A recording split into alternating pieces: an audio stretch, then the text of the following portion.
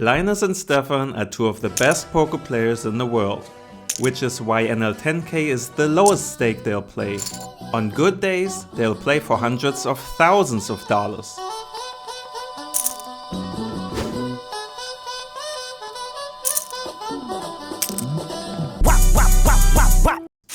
But what is the difference between them and an average NL200 player?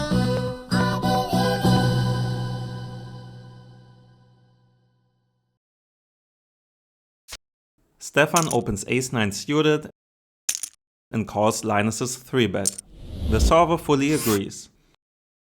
According to theory, Linus should 3-bet a wide and polarized range, including many good hands, but also weaker hands, while mostly just calling medium ones. On the flop, Linus c-bets 70% pot. The solver would mostly go for 50%, but going bigger or smaller is never a mistake. Since his pre-flop 3-betting range was already polarized, a c-bet on this dry flop would be 2, as his best hands are likely still far ahead and a lot of his crappier hands missed the flop and have very low equity. And choosing a bigger bet size generally makes his range even a bit more polarized. So Stefan would be ahead of many of the bluffs, and with 2 overcards to the board and a backdoor flush draw, the solver clearly agrees on check calling. The 7 on the turn would be a card that could be donk bet a lot, but Stefan decides against it. Instead, we see another 70% bet from Linus. Here, his medium overpairs profit a lot from betting and protecting against a lot of unfavorable rivers. Also, hands like 9-8 make for better bets than King-8 for example, because they have better equity when being check jammed on and could therefore call the jam. That scenario also plays a role for choosing bluffs. Instead of just using all the best equity bluffs like 9x and 5x, the solver would only select a few of those, namely the ones with high hearts included, because those block a lot of hands that Stefan would be check jamming, which makes that scenario happen less often. So instead of only using 9x and 5x as bluffs, lower equity hands are added. Gutshots like 10x, 4x, and pure overcards like ace-queen and king-queen off. And what all of those have in common is that they block high heart combos. And also, even pure air hands like ace-3 and king-3 off are included in the bluffing range.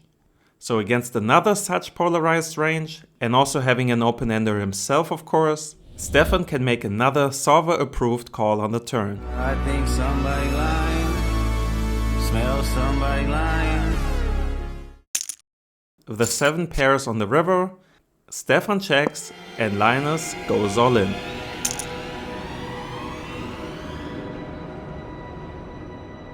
I see dead people.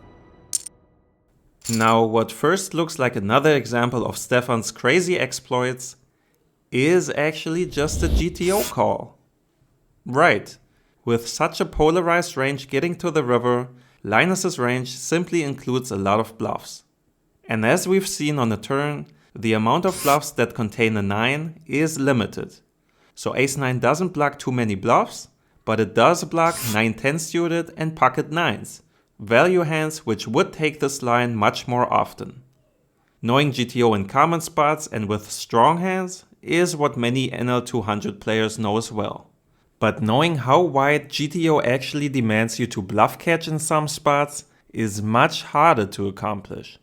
That's why on NL200 a lot more showdowns look like this.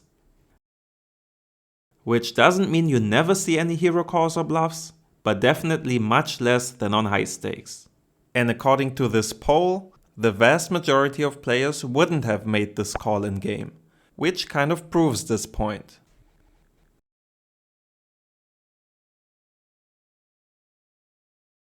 Stefan opens queen 10 off and BERRI SWEET 3-bets. Stefan then goes ahead and 4-bets his hand, which would never be a play in GTO, but we'll have a look at what could be his reason here in a minute. BERRI calls and we see the flop. Stefan c-bets, gets called, and jams his open-ender on a turn that should be good for his range. Nothing too fancy. Except for the pre-flop play of course, which made him end up in the spot in the first place. So why 4-bet queen 10 off and not play a GTO range? If Stefan knows how to call down ace-9 high according to GTO, he should know basic GTO preflop ranges, no? Well, he does. But the explanation is this. 7-4 suited would never be a 3-bet from the big blind, and even if it was 3-bet, it wouldn't call a 4-bet. In theory. So if Stefan knows or assumes BERRI plays much differently than theory, he could adjust his ranges. Let's work with our hindsight here, knowing BERRI 3-bet calls hands like 7-4 suited. Assuming his 3-betting range against the small blind open looks much more like this, instead of a GTO range like this, and his calling range against a 4-bet is wider and looks closer to this, instead of this GTO approach, we'll see that Stefan's best preflop approach also looks a lot different. Going for the maximum exploit strategy, he could now 4-bet all of these offsuited Broadway hands and play with a much stronger range post-flop. Spotting these deviations in your opponent's game and adapting very quickly is a skill that high-stakes players are much better at than mid-stakes players, which is why these exploits make them a huge part of their money. A common deviation for mid-stakes players is that they don't 3-bet their big blind often and polarized enough. So an average regular's preflop range big blind versus small blind looks much closer to this than to a GTO strategy. Which is why again, scenarios like this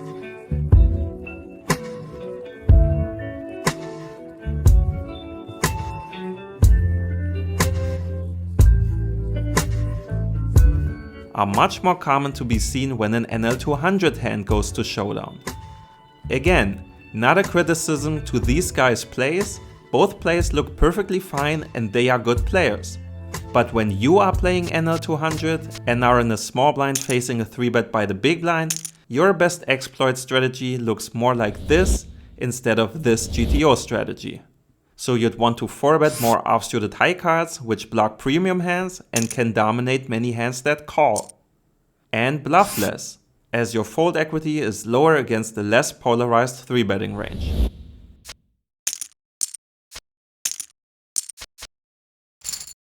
Studying preflop exploits not only makes you more money instantly because you know how to steal from tight players and counter aggression from loose players. It also sets you up with much better ranges post-flop, so that playing flops, turns and rivers becomes much easier and more profitable. For that reason, I have created Preflop Exploits, a full guide to exploiting players preflop. You'll learn how to adjust your ranges against loose players, tight players, and population as a whole. Because assuming all your opponents play GTO ranges simply isn't accurate. Instead, you want to profit from their mistakes and exploit them as much as you possibly could. Preflop Exploits will be released on May 28th, so if you want to boost your win rate, make sure you don't miss it. And even though these guys have to experience variance just like us,